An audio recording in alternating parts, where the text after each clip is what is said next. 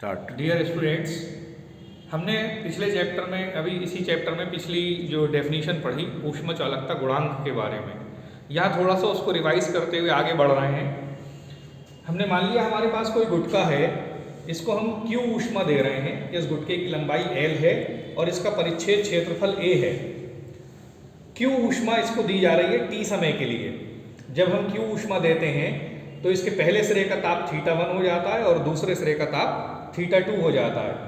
तो हम ये जानते हैं कि जिस सिरे से ऊष्मा दी जा रही है उस सिरे का ताप अधिक होता है, दूसरे सिरे का ताप कम होता है, यानी θ1 माइनस θ2 ये तापांतर कहलाता है। तो हमने पिछली डेफिनेशन में पढ़ा कि जो चालक को दी जाने वाली ऊष्मा होती है उसका मान बराबर होता है K A θ1 minus θ2 into T upon L। L इस चालक की लंबाई है। ये जो K है ये K ऊष्मा चालकता गुणांक कहलाता है। इसकी परिभाषा हम पहले पढ़ चुके हैं। अब हम यहाँ पर बात कर रहे हैं ऊष्मा प्रवाह की दर की। तो ऊष्मा प्रवाह की दर क्या होता है? जैसा मैंने आप लोगों को पहले बताया कि दर का मतलब होता है समय से भाग कर देना, rate of flow of heat. तो हीट का फ्लो, उसकी दर, रेट का मतलब क्या हो जाएगा? ऊष्मा जो भी बह रही है किसी भी चालक में उसको हम समय से भाग कर दें। तो Q ऊष्मा बह रही है और इसको हमने समय से भाग कर दिया तो ये हो कहलाएगी ऊष्मा प्रवाह की दर।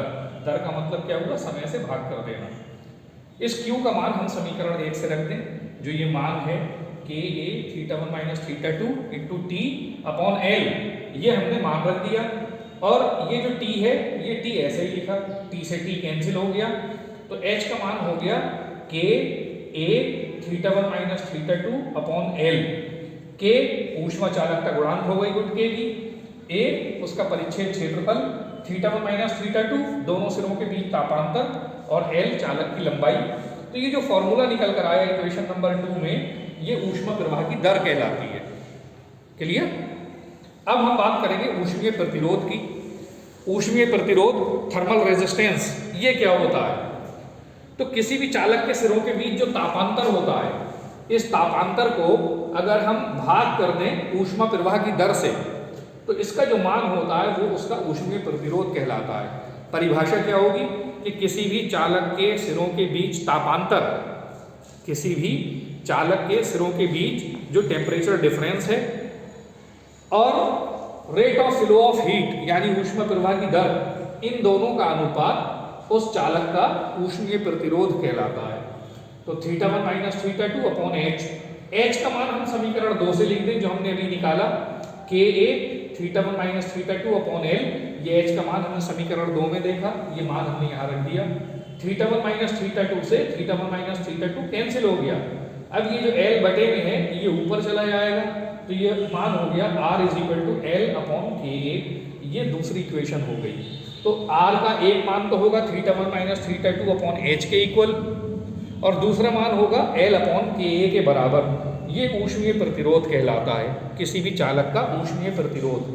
तो हमने दो चीज़ें पढ़ी, एक पढ़ा हमने ऊष्मा प्रवाह की दर, rate of flow of heat, और दूसरा पढ़ा हमने ऊष्मीय प्रतिरोध। ये दोनों फॉर्मूले हमें मालूम होना चाहिए। समीकरण 2 में जो फॉर्मूला आया और ये समीकरण 3 में जो फॉर्मूला आया। जो हम अगला टॉपिक करेंगे श्रेणी क्रम में, दो चालक अगर रखे हुए हैं तो उनका तुल्य ऊष्मा चालकता गुणांक कितना होगा, ये दोनों फॉर्मूले वहाँ पर इस्तेमाल होंगे। इसलिए ये दोनों इंपॉर्टेंट हैं, आप इनको तैयार करिए। Thank you.